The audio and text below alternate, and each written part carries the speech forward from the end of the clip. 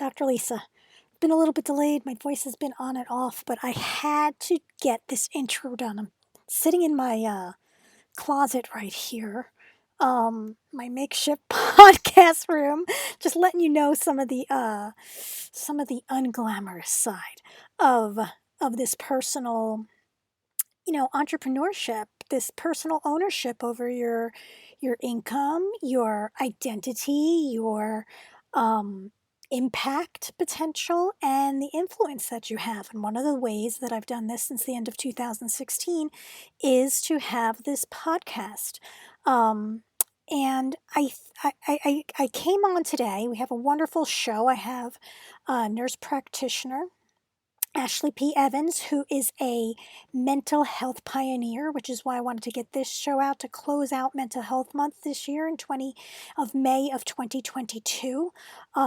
She has a t-shirt company as an entrepreneur. She's also has quite a story of what brought her into her own profession, and so she was definitely one of my medicine women. I saw her right away, and I wanted to bring it up of this non-glamorous side, just to give you an idea of something that you can do if you're listening in on this show and you're somebody with a feeling of a want to live in purpose, on purpose, in a life that you love.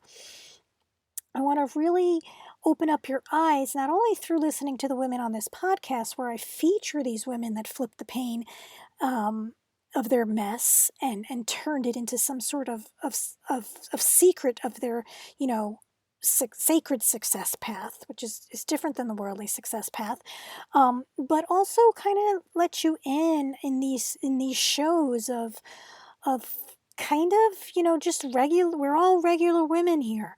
There's nothing to fear, no need for perfectionism here. So much of why I want to give and pour in so much to the women who are just beginning. Maybe you're making $2,000 or so a month. You're at this very initial level. You've left your professional career, that safety zone, and you really feel like you have an alignment with purpose. Your career is now feeling more like a calling. And I want to say that you can get yourself priced right, positioned right, through personal branding before you even have yourself organized, before you even understand how your mess is your system and your method. And I didn't see that. I don't normally see that. One of the big reasons why I started the Owning Her Health podcast and I wanted to feature these women is because I want to close the leadership gap. I think sometimes we look at these people who are doing their thing, and it's only gotten worse over the past couple of years since I started the podcast, where insta famous and curated content and getting people in that business, and then them buying the curated content. I mean, there's so many levels where we can lose sight of the fact that these are just regular women. We're all just regular women here.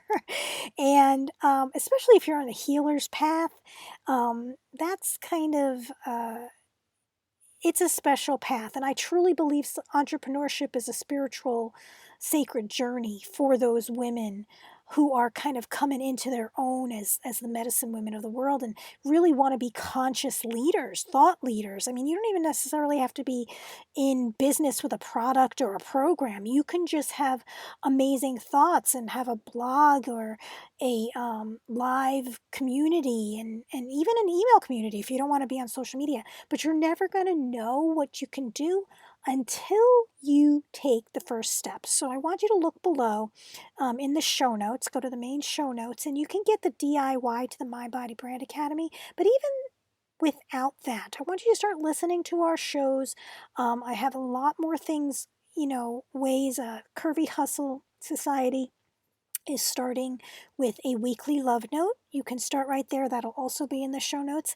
And I am, excited to welcome you, the, early development entrepreneur. You're not necessarily in startup, and you might be, but you shouldn't be. And let me let me explain something. Startup isn't just you just started up on the timeline. Startup is pretty much when you're not at least bringing in 10K in sales a month. And that might be because of your pricing. It might be because of your positioning. You're basically a one woman show. You're trading dollars for, your time and energy. Those are startup moves. We all need to go through them. But I can tell you as a fact that because I didn't have the mentorship or the community or, have the right mentors, I was trying to piecemeal together things in 2005. I stayed in that startup till about 2000. 11 when I finally decided to 100% cut the cord on my hospital part-time job and go all in on my business. And then within a year, I had a nice community where I was the gatekeeper with, multiple disciplines, coming into my own tastic healing programs. And I had started a teacher training. And, when I ran that teacher training, it brought in that month would be, anywhere from, I think my first year I brought in 15K that month in sales. I kept my classes. It was a 9-month program. It's a tough sell against, all the others that want to do it in 9 weeks. But I believed in making sure that we were, truly creating yogis instead of just, making money off, banking off of it. I had the personal power over how I was going to push for my income and my influence, and you can too. But I'm bringing this up because I'm going to be having, developing the Mind Body Brand Academy has, grown from this idea of being it's run on its own sort of 8-week downloadable program to a live mastermind that kept on going. And now it's in the Curvy Hustle Society, where I've kind of expanded it into a 3-year program. So, 3-year program with the aim of getting 2.5 times your initial investment of year one back within those. I think you could do it within a year, but be realistic within those 3 years per month. So, making that annual investment that you made in yourself back in per month. Okay, so we're talking about getting to 10K, 11K or so months. Us pricing you right, positioning you right, getting your identity, mental clarity, getting the mind trash out of your head in terms of your worth, and getting your kind of program platform organized and together. Because I can tell you, I didn't get that poured into me until I was willing to pay, you know, like $3,500 at least into something more around. I really didn't get the metaphysical stuff and the personal development at all until I paid about 5K. And even then, like I said, that was just one program. That was the metaphysical part. then then the more social science of selling business type of side. I'd have to go into the $10,000 a year mastermind, or maybe I would have to get a personal coach, again at those higher ticket prices. And that's really hard when you're still stuck in startup mode. Like I said, you could be in business 10 years, but running this solopreneur thing, um, just because you don't have the right mentor, nobody wants to pour into. And forget it if you're a woman, and forget it if you're a woman of color, or some other more marginalized community. It's something you don't get poured into you to actually become the woman behind the brand or the idea, the thought, until you're at a higher price point. And again, most women are not getting supported. There's a lot of mind trash. They feel guilty already, especially if you're leaving a career with this steady professional income. You're making, 6 figures.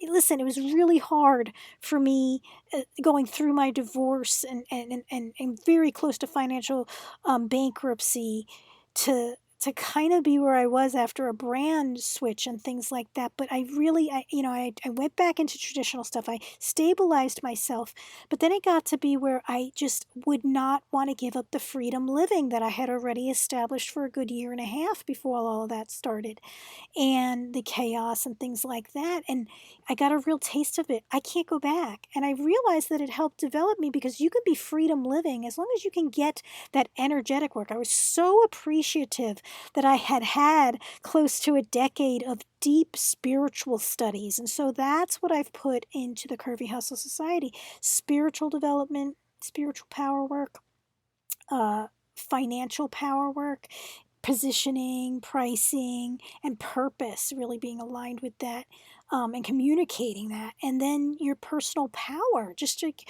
who are you? What do you even want? How do you want to express yourself? So much of fitting into everybody else's blueprint is minus that. And again, you don't get, just women do not get poured into for these opportunities enough. And that's why we fail. Not only are only 24% of the businesses that start up in business 3 years later, but very few of them are profitable until then. And even less of them that are succeeding and profitable are founded by women, because we have to prove ourselves so much. So I really want this community to be able to give you what I went off and I paid for, and who I am and what I've done on a dime, but then pour into you to make you expand your mindset into enterprise mind quickly, because we need more women founders out there. I mean, that's basically what it's about.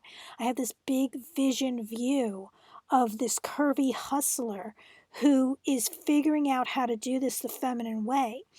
So if I can just start you to get to, 10K the feminine way, the curvy hustle way, then that's my positioning, because I know the faster you get to that, you're going to regain a sense of self and security in your professional salary ranges that is going to propel you. And then you'll be able to provide yourself with the right coaches, those specific niche coaching opportunities that you need. But until you really identify who you are and get that self-development and self-awareness, you're not going to be able to be a confident, conscious leader. And that's where women are falling off the map, that we have so low, so low. I think it's majority of us, 67% are only making that 2K, that 24K a year salary out of our businesses. And that's, considering we're making more than that so we can pump some into our business and just pull the 2K. And when you're leaving a 100K salary, that's really hard to do. So that's where we're at. Without further ado, let's turn you on to Ashley, because she's a woman who's doing it too. And she's a social healer, a mental health warrior. Mental health supportive letters and medical letters after her name, MHAMSNMPMHNP-BC, which she will explain exactly what all of that is. But what I had her on the podcast, where I reached out, as you guys know, I love, the purpose of Owning Her Health is that we're talking about women who have flipped the pain, made it a passion in some way, took a productive lesson from it in some way, and if anything, can even go on and make a profit from it. Can you take your mess and make it your success? Because that's not something everybody can do, and yet that is so much of why I believe you get that mess. Welcome to this episode of Owning Her Health with your host, Dr. Lisa Holland, PT. Join Lisa as she starts the conversation on what it really takes to become a healthy, wealthy, and whole CEO of your life. Listen in to real talk by real lady leaders in all walks of life as they open up on personal health stories, wealth, career, and feminine abundant living. Learn how to grow by owning your body, expanding your mind, and aligning your soul with the purpose only you can pursue in this world. Happiness begins with owning her health right now. Of course, I reached out. I was like, Ashley, I have this podcast, and do you think you'd align with it? She was talking about mental health work and some of the things she struggles with. So I'm so thankful so much for you to be on here, Ashley. Why don't you give us a a nice little synopsis of sort of who you are today and how you got here. Thank you so much, Dr. Lisa, for inviting me to your podcast. It is such an honor to be here with you today. So again, my name is Ashley. I am very much so the most down-to-earth person you'll ever meet, right? So despite all of those letters that you alluded to in the beginning, I am as humble as they come. I come from very humble beginnings, and I pride myself in that. I am a psychiatric mental health nurse practitioner. I started my career after graduating from Florida State University years and years ago. I graduated in 2003.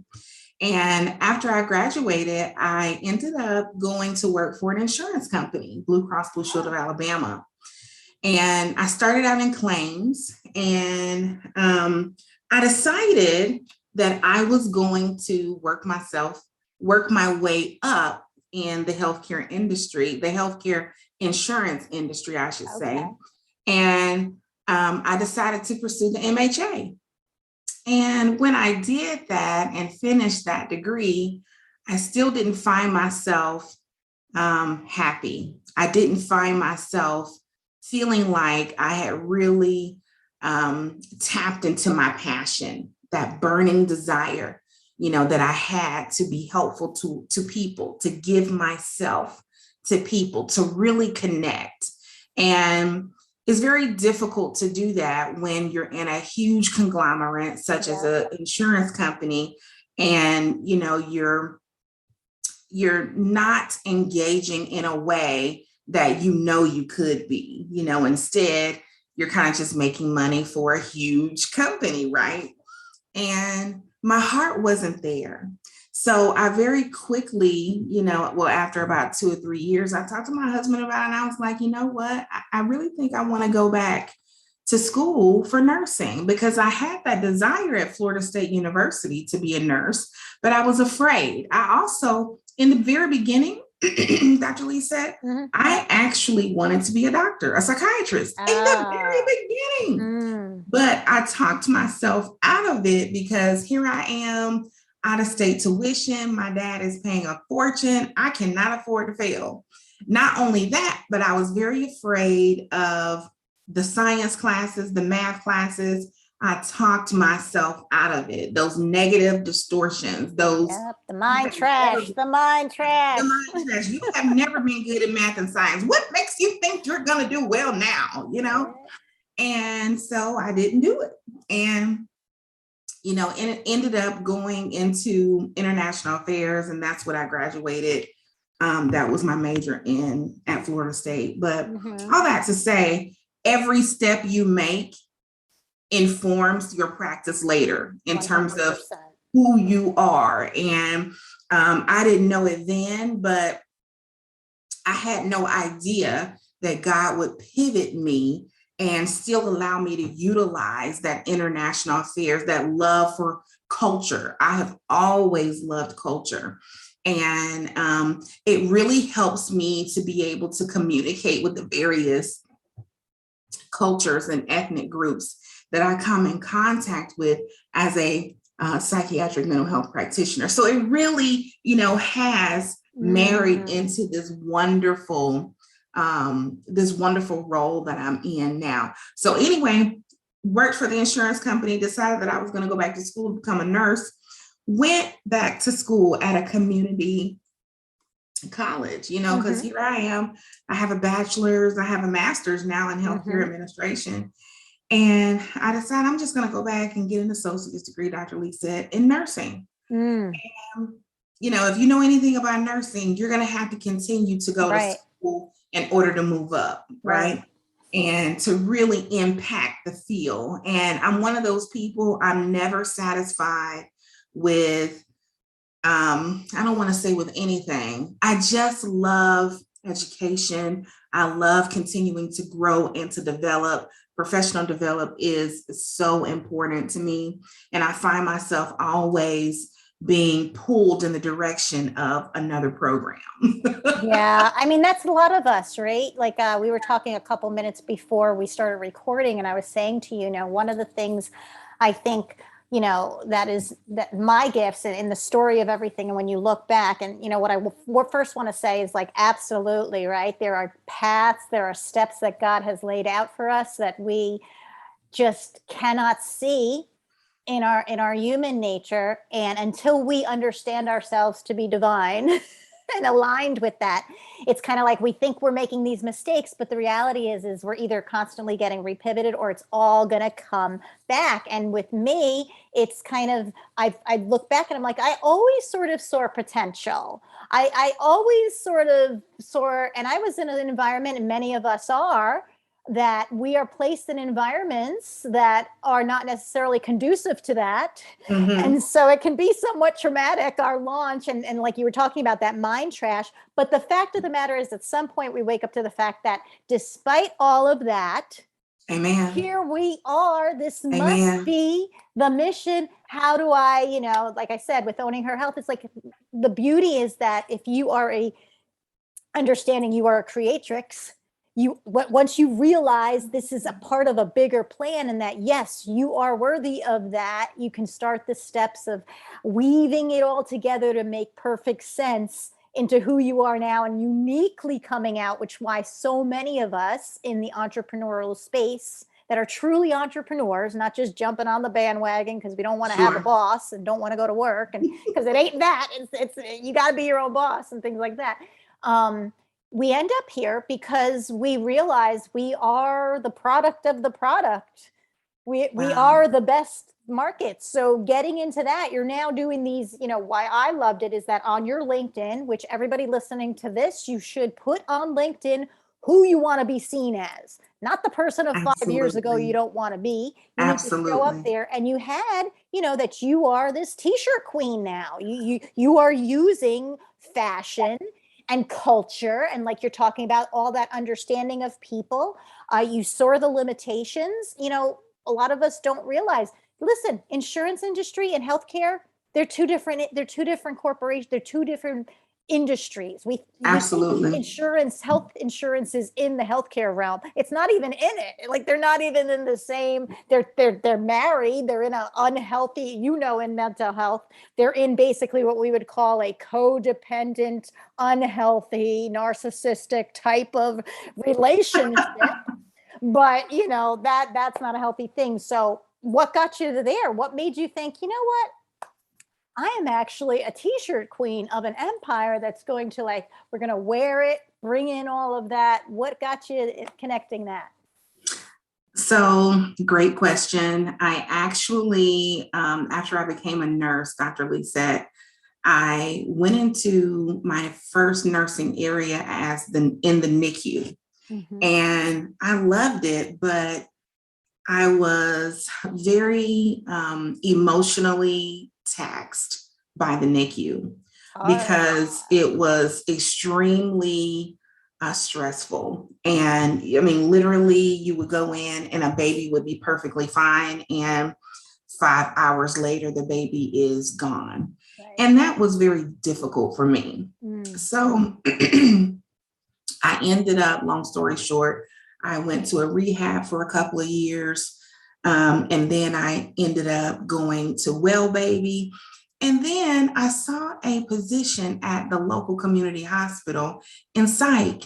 And I don't know if you've ever heard this before, but nurses tend to not go to psych until the end of their career because you're taught in nursing school, you go to psych to die, right? Like you're taught it's not real nursing.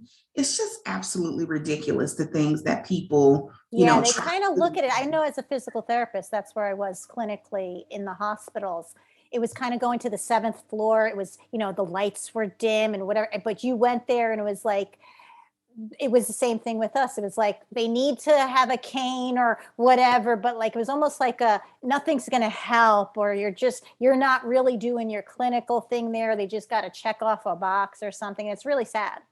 It is really sad because I can tell you this 100%.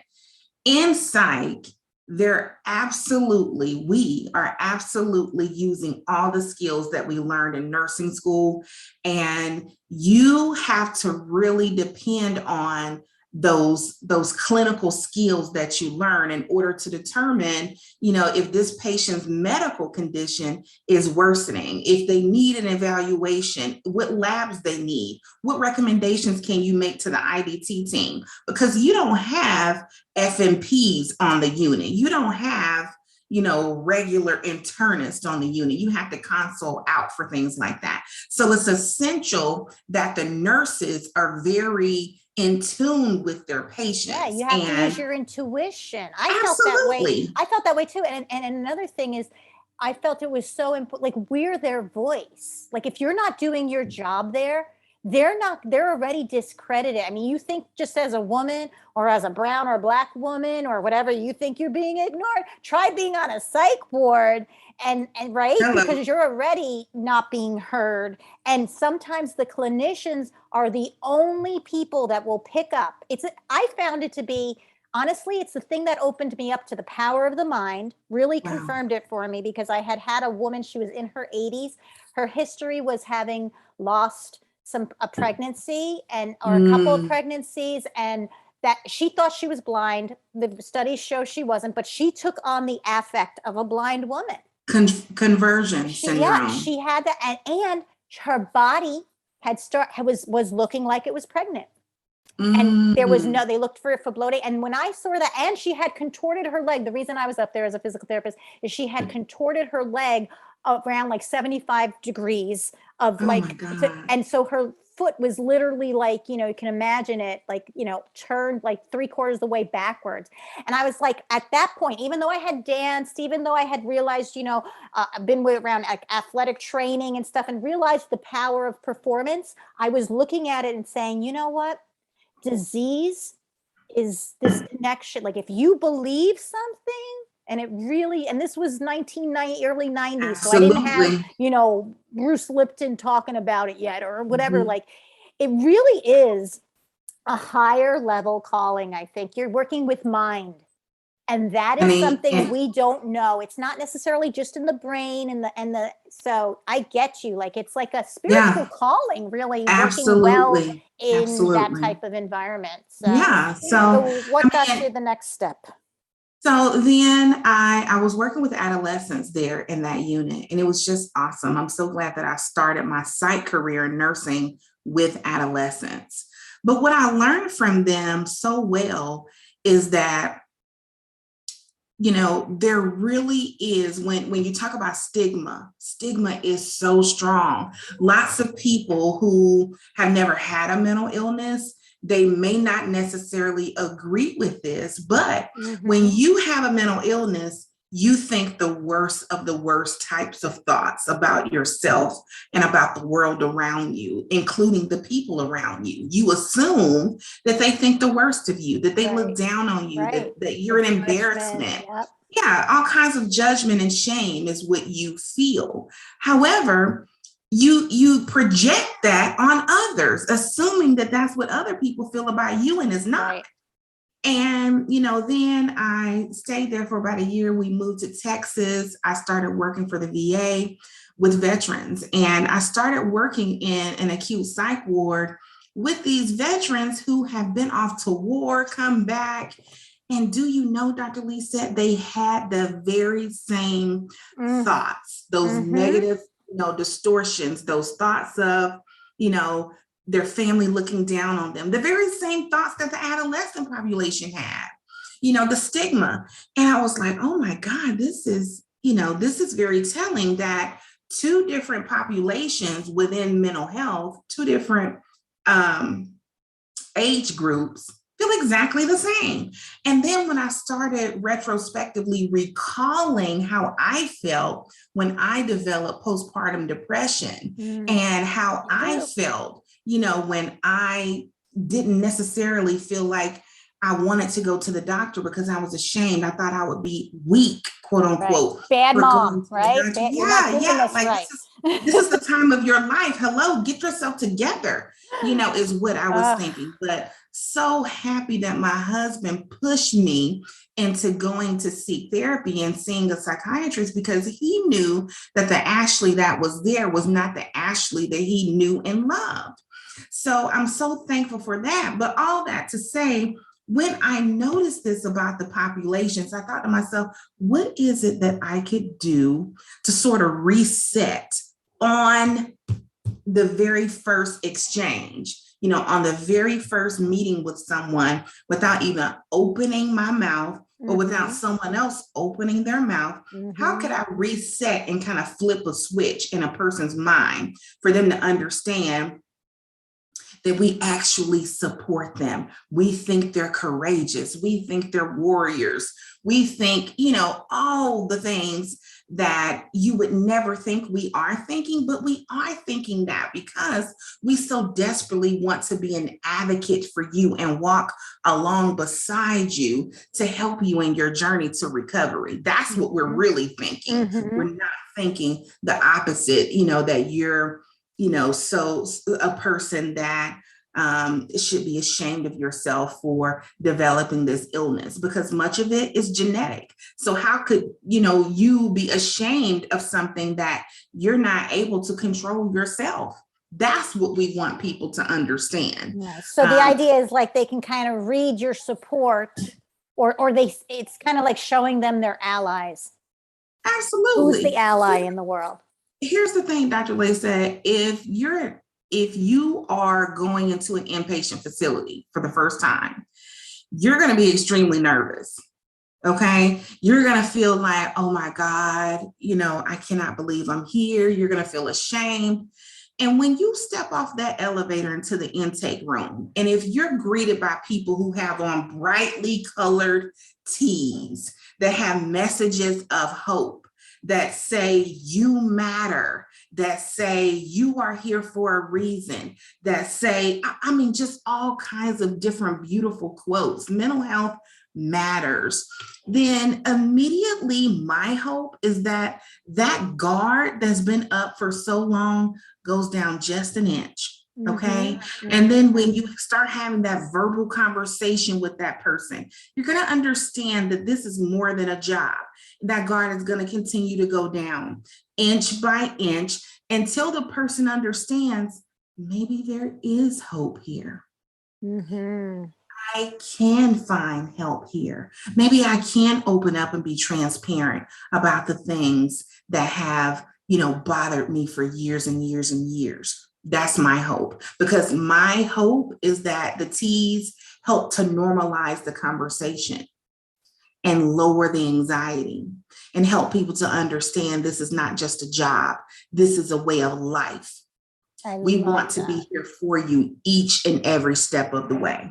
I love that, Ashley. And, you said a couple of like really key things. You're talking about identity. You're talking about forms of expression, little things we can do to encourage them to do that. And then your purpose. And that's this holy little trinity that I teach and coach a lot about with the women I'm working on. I'm working on helping them now to people like us that want to jump, because what I'm hearing from you, this is a t-shirt. This is t-shirts right now for this purpose, but I'm hearing a mission. I'm hearing a movement. I'm hearing getting into changing the way people greet people in these types of environments. And then even in the street, I could see it going, how big can we get with this vision? And trying to help people like you, it's the same thing in this holy trinity of like, what's my identity? Like I said, you're not just these letters in the clinician. You're this person that because of your story, even getting those letters, your own life, you saw a purpose in that and were able to bring a product out of that. So your identity right now is Ashley, the, queen of t-shirts or whatever, but really Ashley, the mover of the movement of this change. And we need that. But like so many clinicians are sitting there with this same superpower to sort of bring this new, this is social healing. This is healing. Right now we've bastardized healthcare and what healing is. We don't give the power to the person. The person is the healer. Half the people don't want to admit that. They want to think that, I come in and I fix you. They loved being that type of person. And there's this real struggle. And then on top of that, who's paying who's working for who? What are you actually working for? The board or whatever. It's gotten so convoluted, but really in essence, it's, first of all, we have to get these people, like you said, why do we do that when the kid's going to kindergarten and all the teachers are happy and the room's nice and this and that? They're going to a school. They're going to a place they need to learn. Why do we make life not like that? Why is the hospital so damn sterile and whatever? Why is only the pediatric floor the one that's decorated? Have you ever noticed that a lot of times on the cancer floor, when the kids' floors, they're not sitting there with all the crying and sadness and everything when you go on the adult cancer floor? What's the difference? It's that you're putting this environment to heal, for them to have the power to heal. And part of that is identity. It's their personal power, their identity, the way they can express themselves and feel comfortable, and their purpose, which at the time is to heal, not to please you. You're hitting all the triggers. I mean, yes. Right? You're hitting all the targets. You're hitting all the targets, Dr. Lisa, because even in my office, it's adorned with beautiful quotes, because I believe in the power of what you feed your brain is what you will believe. Yeah. So if you think negative thoughts about yourself, if you ruminate on negative thoughts, if you read negative things, then, common sense tells you you're going to live and breathe negativity. However, if you start reframing your brain, and it's not as hard or as difficult as people think it is, it's actually quite easy, but it takes habit. Yep. It takes for you to do it over and over and over again. And believe it or not, even if a person has been negative for all their lives, they can change that in 21 days. The brain is neuroplastic. And what that means is that the brain has the ability to reorganize the information that it has in it and to reprocess it in the way that you want it to be reprocessed. I tell my clients all the time, my patients, I even bought a huge box of journals. And I give them these journals, out of my own pocket. But you know what? I know that when a patient sees that a clinician is giving them something, they're going to take it very seriously, Dr. Lisa. Mm-hmm. And so I have these wonderful journals, and I talk to them about gratitude journaling before they go to bed. Why is that important? It's because normally your thoughts run away with you at night before you go to sleep. As you're trying to calm down and rest, you start thinking about why did I do this? And she shouldn't have done this. And why did this happen to me? And I'm such a loser. I'm such a failure. And that is very difficult to handle. And it's very hard to have a good night's rest when all you're doing is, doing this self-assassination. You know what I'm saying? Instead of doing that, what if you created a really beautiful sleep hygiene routine? I talk to them about this. Go and have a nice hot shower or a bath. Go and rub some lavender lotion on you. I don't care if you're a man or a woman. Put it on your neck where you can smell it, where it can infuse up into your nose. Go and have a hot cup of chamomile tea, and get yourself to start calming down, get this journal and write about the things that you're grateful for. Just 3 things that you're grateful for before you go to sleep. I guarantee you will begin to lessen how often you ruminate on negative things, and you will increase those positive thoughts in your brain and essentially rewire your brain. Right. And and like you said, it's not as hard, as or it's fairly simple, right? It's a very simple concept, but it is hard to change the old habit, which we don't even realize because it's become into that, in the learning theory, it's unconsciously, we're so unconsciously competent in it that we it's like it's nothing, and we don't even understand the power. But then when we try to change it, like you said, it becomes something. And that's so much of what I did uniquely for my boutique practice is when I left healthcare, traditional healthcare, I was the belly guru, and my focus was fusing women's health with physiotherapy with yoga. But the thing I loved about yoga is that it's a life system. So many people think it's a workout or like, it's a booty lift or whatever. But like the true science of it, there's a science, there's a way to decorate, there's a way to eat, there's the things like you're talking about or what, but it's not so that it controls you. It's that it Yeah. helps you to start controlling yourself, to do that reprogramming with healthy freaking things. I can't tell how many Absolutely. people would fight me for like being I mean, even peers, right? Like I went through a period, now we have functional medicine and we have all of Yes. this stuff. But when I was talking this stuff early 2000s and whatever, I was this crazy, therapist talking about this woo woo yoga thing. And I would get fights from doctors. Like, I'm like, all I'm saying is like, can we talk about what's going in their body? Like what you're saying, like in their ears, in their whatever. And there was this like disconnect. And I'm like, but there's this disconnect with like, you are what you eat, yet Right. saying to eat better, but yet, and you give chemicals and pills, but yet you can't believe that you could eat and the chemicals would also like there's such a disconnect. And really what it is their own mental illness and their own ego and their own patterns and their own fears and their own as the unit of traditional westernized medicine, which is only a couple of 100 years old. We forget, we're sitting Exactly. on our horse being like, that stuff doesn't work. And it's like, really? Because China has a lot of people in it that seem to not be dead. And, and it's been going on for like 7,000 years talking about the energy. And now all of a sudden we have quantum physics and all of this stuff that what can improve it. So Ashley, tell me, looking back now, so you went through your journey and you learned and you got how it all puts together. But what would you whisper now, being the woman you are, into the ear of the Ashley 10 years ago to give her some Wow. wisdom? That's a great question.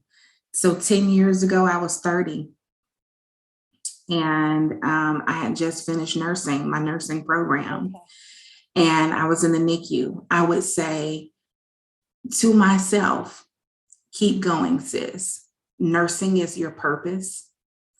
This is the reason for your being. Keep going, allow yourself to absorb all the experiences along the way.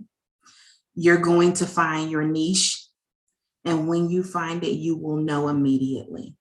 It will welcome you with open arms and you will make a difference.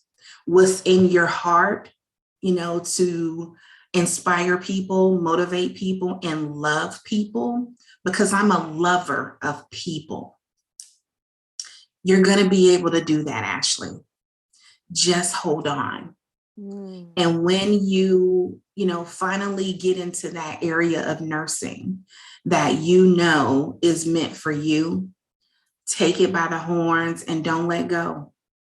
Do all the things that are in your heart to really transform every single individual that you come in contact with. That's my desire. Wow. So it would be like a really grand, like, so much bigger than, get through school, get a job, No. go get a paycheck and this and that. I love that. Yeah, because we can defeat ourselves. There is a whole lot. I think there's a whole lot in the modern day.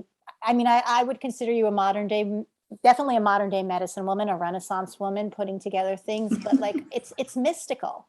There's a level of mystic and mystique that women carry in this work of healing and social justice and whatever. It just comes out of us as holders and vessels of the traditions, literally, because we are giving birth, whether or not you've birthed a human child, or an idea or whatever, there's just some way that is the feminine coming to into her power.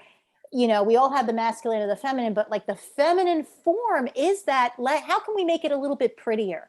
How can we make it a little Absolutely. less scary? Yes, maybe there is a battle to be won out there, but like, how can we approach it from a place of play or Mhm. joy or, enrichment? Because otherwise, my God, I mean, talk about the dark ages, right? Like, I mean, you just like, no wonder people like go, when we look at historically, there's these wonderful cultures, this beautiful Egyptian, I mean, geniusness to have these pyramids and the way they had everything. And when you look at their society, they, when a woman came into power, she was Pharaoh. Like That's true. there might have been some trouble getting her there still because of the patriarchy still being, but there was respect at the point of.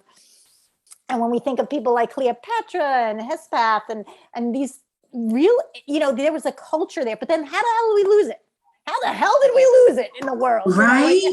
And then we have to come back. So it is an evolution. So in that evolution, now let's say everything works out. You get these t-shirts, you get, there's divisions of them. You have the ones that are in the hospitals. You got the ones that people wear before they go to bed and walk around in. You got Yes. you've got all of these things. That woman that's accomplished that, she's made the movement happen. She has the team around her that she needs or whatever. What's that woman telling you right now to quiet the doubts or the enemy in your one ear? What is she saying in your other ear? Wow. You're asking very difficult I know questions. you might not have the answer, but it's something to think about. And I like to Yeah, get yeah. and remind people listening in to kind of think bigger. Yeah, my one of the best characteristics about me, Dr. Lisa, is that I'm a connector, right? And I said this before, I love people, and it's so true, But for instance, earlier in the conversation, you said something that triggered me into thinking about a person who I've shared several conversations with on LinkedIn. So I've already made notes, that I need to connect you with this person because I don't know, it's just so important to me to have people who surround me who understand what lived experiences I'm going through. And I hope that other people understand the importance of that too. Not everyone does, but I think people have understood post-COVID more so than ever the power of connection. So I would whisper to myself, continue to connect, honey. You're going to meet some wonderful, powerful people. You've already met some extremely extraordinary individuals, and you are going to develop and cultivate relationships with those individuals and curate content and curate a comprehensive program with some of these people that you're going to have available for everyone all over the United States and possibly the world, so there's power in connection. But if you are timid, if you don't put yourself out there, let people understand and see who you are, shy away from the big stage, you're not going to get the opportunities that you should be available for. However, if you continue pivoting yourself in the way that you are, showing people your vulnerability. I'm even talking about my weight loss journey, on LinkedIn. That's not a sexy conversation, but do you know how I've had so many people, coaches like yourself, who have reached out to me and said, I want to coach you. And you know what? I'll do it for free. I mean, do you know how powerful that is?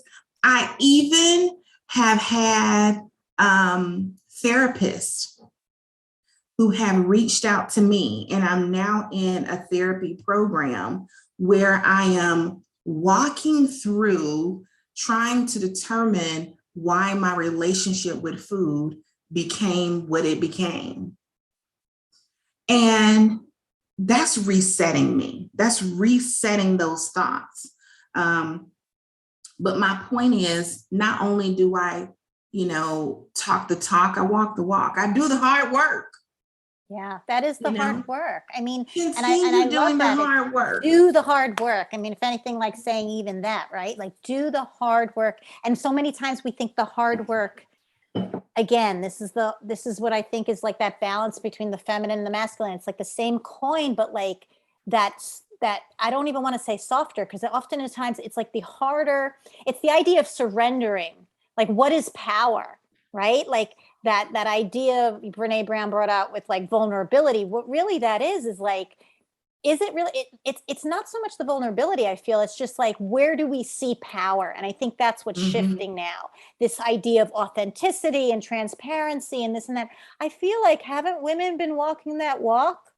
Like, haven't we been talking that talk for a while? Isn't that what we're trying to teach our kids? Like, and the idea is like, has nobody been watching? No, they've been watching, but they weren't valuing it yet. They weren't valuing it. And like, that's so much why I feel like we've got to get these women who are showing up through the mess or whatever, and finding some success and what success looks like. And it's not just the things you acquire so that you can be like, I am the king. It is the idea of, maybe it's the queens that are sitting there and like, oh, he's so awesome. He like, I think of it as the shepherd of like, who's really in power? Is it the lead dog that's running at the front of the pack and like, running, getting everybody? And then you got this pack, right?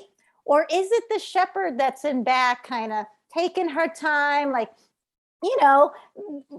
making sure the most vulnerable ones, the children, are like, in the pack, or if they're traveling off, get some special attention, or somebody send somebody there to delegating or whatever.